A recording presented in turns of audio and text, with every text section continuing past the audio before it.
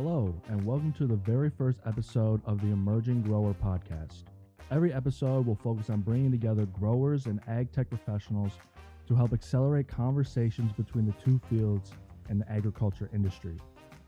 This podcast is energized by Grand Farm, which is enabling technology to feed the world by facilitating collaboration on innovations, solving some of the world's largest challenges in agriculture technology. My name is Cameron McNabb, and I'm a member of the Grand Farm team who is helping facilitate this podcast.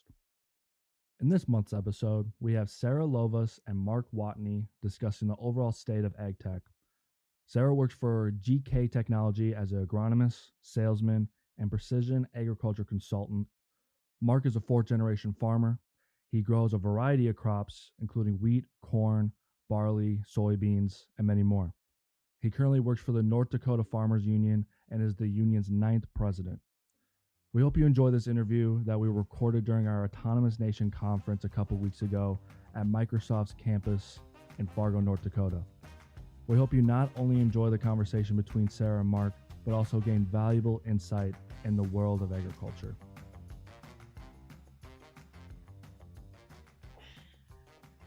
Well, hello. My name is Sarah Lovas. I'm a farmer and an agronomist and a precision agriculture person from Hillsboro, North Dakota.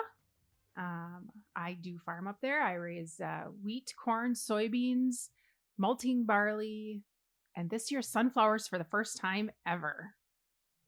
Well, hello. My name is Mark Watne. I'm service president of North Dakota Farmers Union. I too farm. I'm up by the Valve area, which is near mine at North Dakota. We're quite a diverse farm. We don't have any livestock, but we grow from canola to wheat to oats to sunflowers to soybeans to corn, just a little bit of everything. We still have quite a bit of focus on wheat, and of course soybeans are coming in, and we kind of grow corn for being part of the system, but it's not quite as good there as some of the other crops at this time.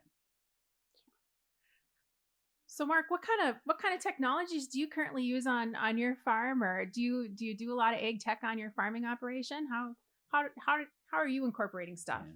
Well, we really are doing quite a bit. I wouldn't say we're the most advanced, but we're using quite a bit. We do a little bit of work with drones, doing a little mapping, not a lot. Obviously, we do gather a fair amount of data, and we do just a little bit of mapping with it. We're struggling a little bit with trying to find how we take all that information and make it relevant to what our decisions are that we need to make. Probably the biggest area is really comes back to the GPS and the controlling of making sure we're seeding relatively straight, eliminating overlap, no double applications. I found it quite interesting when we went from the simple light bar where we steered by a green light to where now the tractor is basically controlled except for the end. The good news is, though, is we were able to eliminate a 1 60-foot pass when we went to the light bar, and then we went to 2 60-foot pass less on every field, which you laugh, but in some respect it saved us the application inputs on $7 an acre, or 7 acres for all them dollars. So it's really a return on investment is what we look at, and of course we're using agronomists, and we're using people that have special applications. So we're continuously lowering our input costs due to the fact that we have precision agriculture. Oh, that's a big deal. And, and in the course of I'll tell you a little bit about how we're using some technologies on our farm here in a second too. But when I'm working with different farmers in an agronomy capacity, and in a precision agriculture consulting capacity, I find that every farm is a little bit different, and that's okay. There's absolutely nothing wrong with that, because it's all about trying to figure out. Every farm in and to itself outside of ag tech has always been individual and unique before ag tech was ever part of agriculture. So it's always trying to figure out how we can find that place where technology and agriculture can really enhance that particular farming operation into that particular farming operations culture. So I think that's really great. And in our farming operation, my background in agronomy has largely been based in soil science. And then I always had a pretty big interest in precision agriculture and how we put data layers together. And so years ago, I started using a computer software platform called ADMS from GK Technology, which really does allow us to put together different data layers And so I do put together, yield data, satellite imagery. You can use Veris data. If you take drone data, we can incorporate that. You can have multiple data layers to put it together. And so really, I've spent a lot of time behind the computer actually trying to figure out how to make that work so we can make good decisions and then turn that into action for doing prescriptions. The irony of the situation where we farm in the Red River Valley, I have zoned out and precision soil sampled probably the entire farm, but I have found that not every single field requires it every year. And so I have actually changed some of my practices there a little bit. But it's interesting because it does help me understand where we really need to be investing different inputs. So it's been great from that standpoint. But I also wanted to bring up your point about the overlap and the cutting down on the passes. So many farmers, I think they get into the tractor cab and they enjoy the auto steer component of it because you think it makes things so user friendly and easy. And it does. It does expand the day. It allows farmers to farm at night when the sun goes down. But at the same time, it cuts down on the overlap. It cuts down on the inefficiencies. So it does make us better farmers. And I always laugh because I think about the hired man who's doing tillage and he gets in and the auto steer breaks or something. And he calls over the radio. The auto steer broke. What do I do? And you come back and you say, it's okay. Grab the wheel. Yeah, it is so true because I remember when I started learning the systems and my hardest thing for adjustment, and you may not think of this as not a farmer, but you had an automatic attention to reach up and grab the steering wheel after you turned just out of habit. And of course, when you grab the steering wheel, it's nothing bad happens except it kicks the auto steer out for that moment until you and it was so frustrating because if you just left the steering wheel alone, you're way better than trying to do that automatic thing. So it was a huge step. But there's other things. I mean, a lot of times you forget the genetics. I mean, we're pretty much early adopters of new genetics. We really like that. And that technology is just on the verge of some great advances. Next thing is simply going from what we call the old chisel plow or the old plow to a vertical tillage unit, which in itself levels out the soil a little bit and allows for the organic matter to be spread substantially more uniform so that we can go through there in one pass after it without disturbing the soil so much, so losing some of the soil health.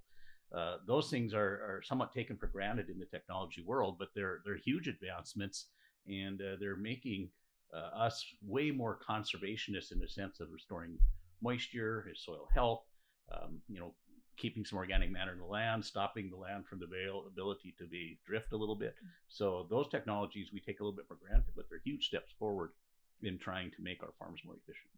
And I am really excited about the advancements in precision agriculture tillage. I think it's going to be just so neat. Of course, we're all trying to move towards a place where we have reduced to no tillage just because we're trying to do the best job that we possibly can out there wherever it's possible. But with the advancements that we've got coming in hydraulics, and I think some of the computer technologies that are out there, I think we're going to be able to write prescriptions, especially like I'm thinking about in your area, kind of out there in Velva, where you guys have topography and potholes, those kinds of things where you go to the top of the hill and you can get more erosion at the top of the hill. Maybe you can change the angle on that disc just a little bit, and we can write a prescription to do that. And that's something I don't think we're just starting to scratch the surface on. But it's going to be fun. It's going to be really fun. Yeah. So I'm looking forward to that. And along with that, we have this ability to add or take away inputs on the go. And that's huge for them areas. And when you treat a whole field like it's the same field, that's exactly what Sarah had said. It's not. The variation is dramatic. So when you have the ability to either have it automatically adjust based on some mapping system or manually adjust, you can enhance the growth in areas which need that, or you can adjust seeding rates. So those things are getting more and more adapted to and availability to farmers. They're not always got a perfect return on investment at this time, but it's coming.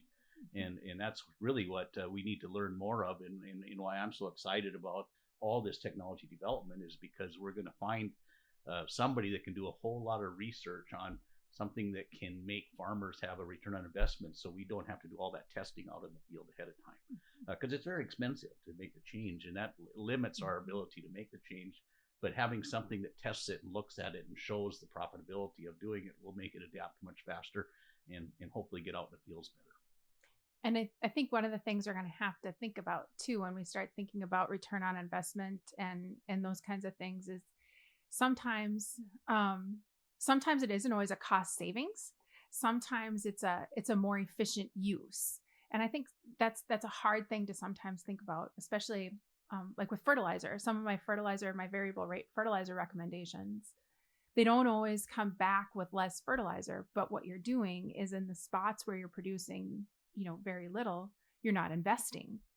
And in the spots that maybe that have the higher yield potential, that maybe weren't getting the right amount or a limiting amount of fertilizer, you're maximizing that area now. And so it ends up being better crops, and yet you're managing the fertilizer better. It's better for the environment, and everybody wins. So, Mark, question for you. What do you think the ag tech industry needs most going forward? Well, I always tend to focus back on there's just a large quantity of technology out there, and we need a little bit of sorting out to try to figure out how we can put it into true application. And I listened to some folks from what was called Plug and Play last night, and I've known of them for a while, and I always relate back to it took probably 50 years for John Deere Case and AGCO to come up with a solution to hydraulic input hoses where you could plug into the same thing without changing them on the end. So I think that's going to be the challenge. It's not going to be a lack of available technology. It's going to be, how does it interface with each other? How do you share the information? And then what is the value of that information? So we have a lot of things, both from a regulatory side and to a practical use side, that will allow us to make the most use of all this. And that will come down to, how can I take data from one system and apply it to another, and who owns all that data, and then finding how to interpret the data to some logical return on investment. And again, it won't be the lack of desire. I mean, everybody out there buys a new cell phone every 2 years because they think it's going to garner them. It doesn't really do much more, has capacity to do more, but we buy it anyway because we want the newest. So that, I don't really think that'll be a problem, other than, cost wise for what we can afford. The problem will be is how that interface works and how we use all that information that we gather. Yeah, it's I love the analogy to the hydraulic hookups. I actually use that one pretty often myself because it's so true. But I do think that I understand that a lot of companies out there want to have their proprietary files for moving things around because they want to capture that, their investment into their companies. And I get that.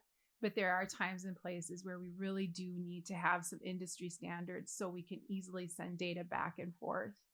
And that's getting to be a bigger issue with some of these cloud-based platforms like Climate or John Deere's Ops Center or Slingshot. These are great platforms. I've had wonderful success sending prescriptions through these platforms, but sometimes they want things just tweaked a little bit. And so if we can somehow from an industry standard make sure that we're able to easily send that data back and forth, that would be good. Another interesting challenge that actually occurs with that from a prescription writing standpoint is in North Dakota we have big fields, right? Huge fields. So when you map out a field, you end up with a lot of data in that field. The files are large. And so sending that data across can get to be kind of cumbersome at times. And then, of course, it depends upon what kind of detail you've got into that prescription as well. If you've got a field with a lot of variability, a field that might require only 3 zones versus 7 zones or something like that, then you can have a lot going on and the data gets to be even bigger. And so we need to have ways that we can maintain the detail in the prescription and handle that volume of data and send it across those platforms. But I do think the cloud-based sending the cloud-based way of sending prescriptions actually is very effective, and it actually does help farmers a lot. I think it's easier for the farmers rather than sending them on jump drives in the old days. So it's kind of, it's definitely an interesting thing. But one thing too that I've seen for the ag tech industry recently, I was visiting with people about adoption trends for precision agriculture across the United States. And there's a survey from CropLife America and Purdue University that they come out every year. And in 2020, they had kind of an interesting paragraph in there about putting together data layers. And basically what that said is farmers really like their auto steer. They like their section control. They like the precision agriculture that they can get in and you push the button and they go. But it's the one where you actually have to digest and funnel through and turn and work with the data layers to turn them into something. That's a big challenge. And they identified that as a huge issue in the industry. One of the things that's really interesting along that same lines is that precision agriculture adoption has by and far and away been much greater in the Corn Belt states than it has been in the wheat raising states. And in those Corn Belt states, oftentimes grid sampling has been the foundation versus zone sampling. While in grid sampling, it really is the soil sampling that determines the variability. And you don't have to put together data layers to create that, because you do that on the backside. Whereas in zones, you need to really interpolate that data up front and make sure that it's done correctly, because that is the framework for every decision that you make going forward. Well, in the 2021 CropLife survey, I found a very interesting stat that it looked like in there, the grid sampling was starting to drop off a little bit. And a few people were starting to take a look at zones, but a few people were actually going back to the old-fashioned composite sampling. But they were citing frustrations that it was hard to create zones. So where I'm going with this soapbox, pardon me, but is that we really do need to have, I think, some people in the industry learning how to really work to put that together so that we know what that data means and how we really do identify variability in the field from data. That's one of the big needs that I see for the industry. And I think you're identifying really a key component. We need for an ag tech company to really get rolling and to be successful, I think it needs to have somewhat of a three focus approach. And the first one would be obviously designing something that brings value. The next thing would be is that getting themselves exposed, getting out in trials, working with NDSU or the Grand Farm when it gets fully established, so farmers can have a visual. But the last part is the most important part, and that is giving the farmer some tools or bringing people to the field to teach, and the education component, because that's where farmers are going to have a lack.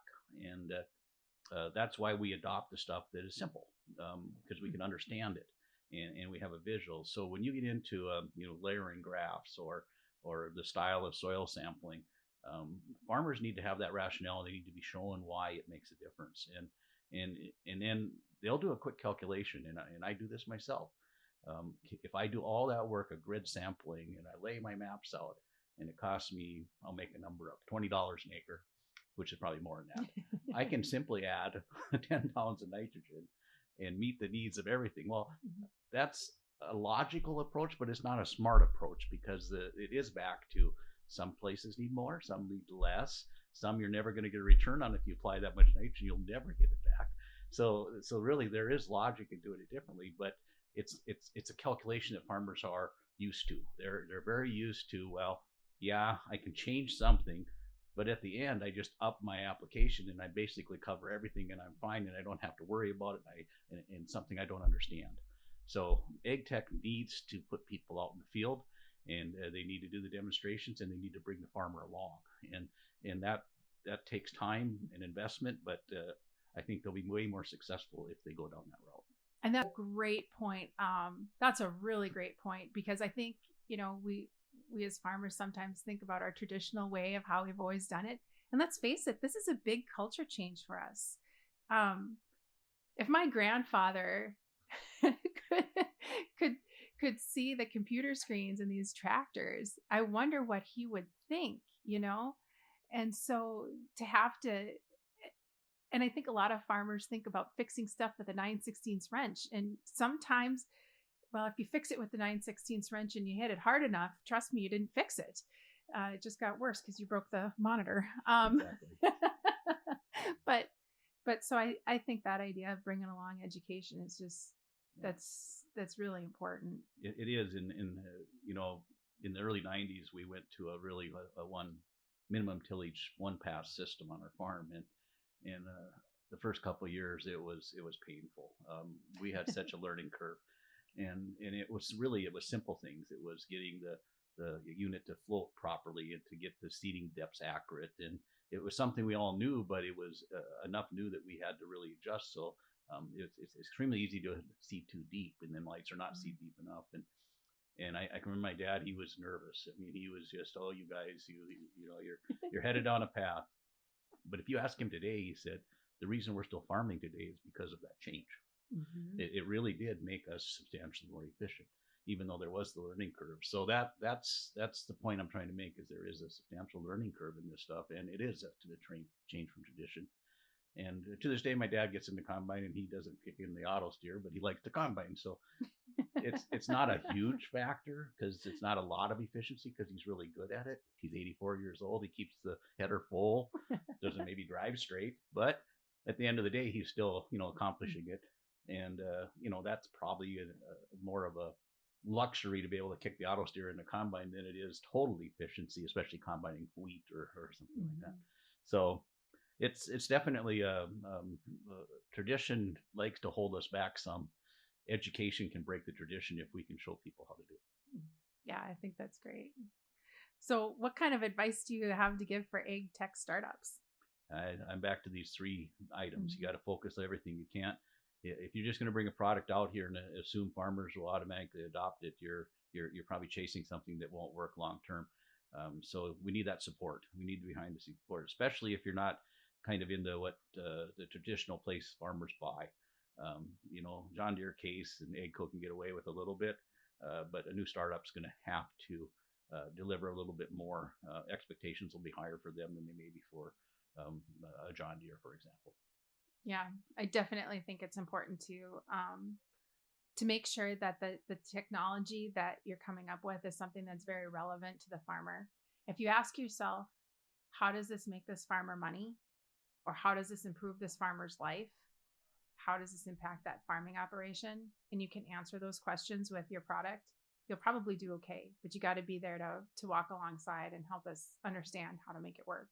A lot of fun. Yeah. So thanks for that. And I think Sarah and I've gotten to know each other over a little bit of time here. We're not like we know each other really well, but we run across each other in meetings. So it's refreshing to be in a room where people are looking forward and looking at the avenues to be able to, kind of enhance not only the life, but obviously work better with the environment and to potentially increase income for family farms. And I work on that stuff every day. That's my goal. Yeah, and my passion is making sure that, we produce the safest, most abundant, most affordable food to feed a hungry world. And I just want to see agriculture and North Dakota agriculture flourish into the future. So that's what I'm about.